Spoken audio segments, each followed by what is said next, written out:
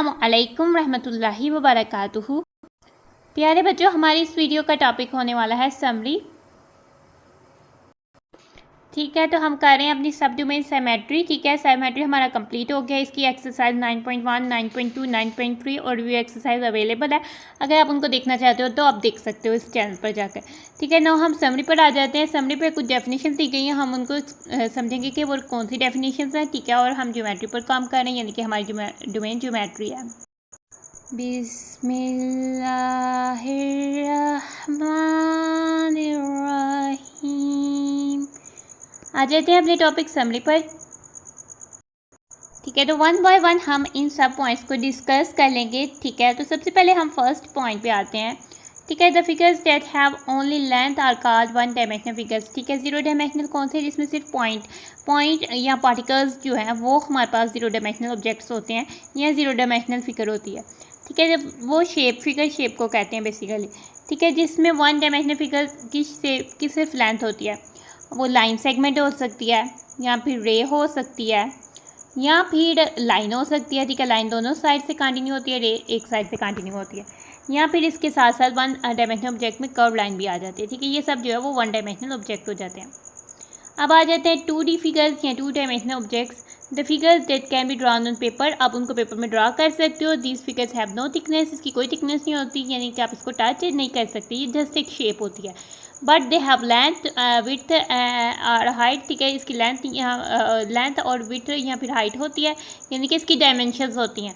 ठीक है, these figures are called 2D shapes. उन शेप्स को हम 2D शेप्स कहते हैं, जैसे कि आपने पढ़ा circle, square, rectangle, triangle, parallelogram. इसके अलावा ट्रेपेजियम भी हमने पढ़ी थी, वो भी जो टू डायमेंशनल फिगर्स में आ जाती है। और ओवल भी शेप है, ठीक है, वो भी टू डायमेंशनल शेप में आएगी।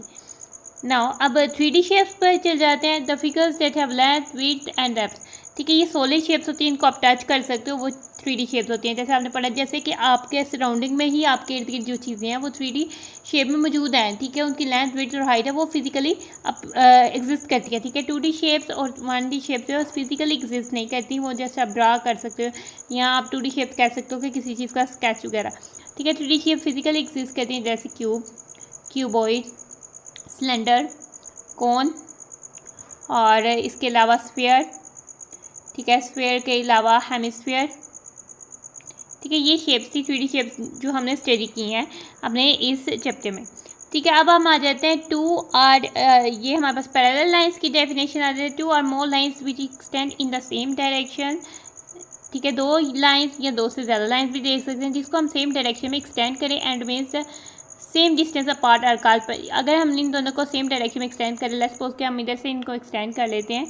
ठीक है, तो इनका जो डिस्टेंस है वो हमेशा सेम रहेगा, जितनी मर्जी वो दूर चल जाएं। ठीक है, जितना मर्जी हम इनको एक्सटेंड कर दें, तो ये ऐसी लाइंस को हम पैरेलल लाइंस कहते हैं। ठीक है, 2 लाइंस, अब ये इंटरसेक्टिंग लाइंस की बात होगी है। 2 लाइंस इंटरसेक्टिंग ईच अदर। ठीक है, एट अ सिंगल पॉइंट। ठीक है, सिंगल पॉइंट ये पॉइंट हो गया, उनको हम इंटरसेक्टिंग लाइंस कहेंगे। ठीक है, इस पॉइंट पे इंटरसेक्ट है, तो ये इंटरसेक्टिंग लाइंस होगी। The point where these lines intersect, जिस पॉइंट पे ये दोनों लाइंस इंटरसेक्ट की हैं उसको हम कहेंगे कि पॉइंट ऑफ इंटरसेक्शन। इस पॉइंट को हम पॉइंट ऑफ इंटरसेक्शन कहेंगे। नाउ अब आ जाते हैं 2 lines meet each other, meet और intersect each other. 2 lines intersect करती हैं लेकिन 90 डिग्री के एंगल पर, यहाँ राइट एंगल भी कह सकते हैं। ठीक है, तो ऐसी 2 लाइंस जो है, ये 2 लाइंस आपस में परपेंडिकुलर लाइंस हैं। ठीक है, a line that passes through 2 और more lines at distinct point is called transversal. ठीक है, ये 2 पैरेलल लाइंस ड्रा हुई हैं। ठीक है, अगर 2 लाइंस को कोई भी लाइन काटती है, वो नॉन पैरेलल लाइंस भी हो सकती है, ज़रूरी नहीं कि पैरेलल हो। तो 2 या 2 से ज़्यादा लाइंस को काटने वाली लाइन जो है वो ट्रांसवर्सल होती है। ठीक है, तो ये रेड वाली जो है वो फिर ट्रांसवर्सल हो जाएगी। When 2 lines intersect at a point, then the opposite angles are formed at the point of intersection. ठीक है, जब हम 2 लाइन्स जैसे कि ये इंटरसेक्ट किए हैं तो ऑपोजिट एंगल्स फॉर्म होते हैं पॉइंट ऑफ इंटरसेक्शन में, यानी कि इसके ऊपर ये ऑपोजिट ये है और इस एंगल के ऑपोजिट ये एंगल है। जो ऑपोजिट एंगल्स होते हैं उनको हम कहते हैं these angles are called vertically opposite angles, यानी ये वाला एंगल इस एंगल के इक्वल होगा और ऊपर वाला नीचे वाले के इक्वल होगा। वर्टिकली ऑपोजिट एंगल्स इक्वल होते हैं। ठीक है, जब दो लाइन्स इंटरसेक्ट करते हैं तो 4 एंगल्स बनते हैं, जैसे 1 2 3 4। और वर्टिकली ऑपोजिट एंगल्स ये होते हैं और ये होते हैं, और वर्टिकली ऑपोजिट एंगल्स हमेशा इक्वल होते हैं। नेक्स्ट पॉइंट पे आते हैं, a line that divides an object into identical pieces is called line of symmetry. ठीक है, कोई भी ऑब्जेक्ट लेट्स सपोज रेक्टेंगल है, उसको अगर एक लाइन ने जो है डिवाइड किया दो पार्ट्स पे, तो ये बेसिकली इस ऑब्जेक्ट यानी रेक्टेंगल की लाइन ऑफ सिमेट्री है। ठीक है, तो हम इसको कहेंगे line of symmetry. If a shape और a pattern is reflected in a mirror line और line of symmetry that the shape is symmetrical. अगर ये देखिए, अगर शेप ये जैसे रेक्टेंगल है, ठीक है, ये मिरर लाइन है, तो ये इधर रिफ्लेक्ट कर रही है, तो ये शेप जो है वो सिमेट्रिकल है और इसमें रिफ्लेक्टिव सिमेट्री है। ठीक है, तो रेक्टेंगल हमें शो कर रहा है कि इसमें रिफ्लेक्टिव सिमेट्री है। ठीक है, if a shape is rotated about a point, let's suppose कि इधर इसका एक पॉइंट है, उस पॉइंट से अराउंड हम रोटेट करते हैं।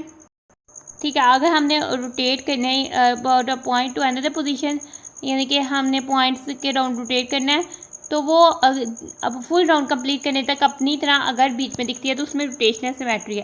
ठीक है, जैसे हम रेक्टेंगल को रोटेट कर रहे हो, ठीक है, इसको अगर लेके जाएं तो ये इधर जब पहुंचेगा सेम अपनी तरह की शेप दिखेगा 180 डिग्री पर, फिर दोबारा वापस आएगा, फिर यहाँ इधर से रोटेट करेंगे तो ये इधर पहुंचेगा तो अपनी तरह दिखेगा, हालांकि ये साइड इधर चल जाएगी, और फिर दोबारा करेंगे तो ये वापस जो है ये साइड अपनी जगह पर आ जाएगी, फिर से अपनी तरह दिखेगा। फुल रोटेशन करते वक्त वो दो दफ़ा अपनी तरह की शेप में दिखता है, इसलिए इसका ये इसमें रोटेशनल सिमेट्री है। ठीक है, number of times a shape look the same in one full turn is called out of symmetry. ये 2 टाइम्स अपनी तरह दिखेगा अगर आप इसको राउंड करोगे तो कितने टाइम्स किए 2 टाइम्स, तो 2 जो बेसिकली हो जाएगा इसका ऑर्डर ऑफ रोटेशनल सिमेट्री हो जाएगा। ठीक है, अगर कोई शेप जो है रोटेट करने तक फुल टर्न से पहले अपनी तरह नहीं दिखती, उसमें रोटेशनल सिमेट्री नहीं होगी और उसका ऑर्डर ऑफ रोटेशन जो है वो 1 होगा। ठीक है, समरी के ये जो पॉइंट्स हैं ये तो हमने कर लिया डिस्कस, उम्मीद है कि इनकी आपको आ गई होगी अच्छे से समझ। ठीक है, तीसरे पॉइंट पर आ जाते हैं, ये बेसिकली टीचर्स के लिए। ठीक है, टीचर्स को गाइड किया गया कि जो आपकी बुक में जैसे चैप्टर 9 हमने सिमेट्री किया, उसमें एक्सरसाइजेज हैं, प्रैक्टिसेस हैं और एक्टिविटीज़ भी हैं, डिफरेंट प्रोजेक्ट्स हैं, एक्टिविटीज़ हैं। ठीक है, वो लर्निंग के लिए दी गई हैं।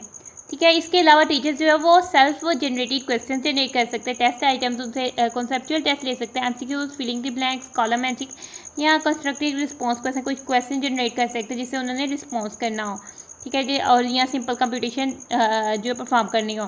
ठीक, अगर सिंपल कंप्यूटेशन के क्वेश्चन दे सकते हैं, किस तरह से देगा उसकी बेस होनी चाहिए कॉग्निटिव डोमेन, यानी कि उसमें जो है बच्चे अपने 40% लर्निंग यूज़ करें जो उन्होंने सीखा है इस चैप्टर में, 40% वो खुद अप्लाई करें उस लर्निंग को, और 20% रीजनिंग सोचें कि किस तरह से इसको करना है। ठीक है, तो इस तरह के क्वेश्चन जो है वो अगर टीचर जनरेट करके अपने स्टूडेंट्स को देगा तो वो ईजिली इससे अंडरस्टैंड कर जाएगा कि उसका ये जो टॉपिक है वो उसके स्टूडेंट तक कितना डिलीवर हुआ है।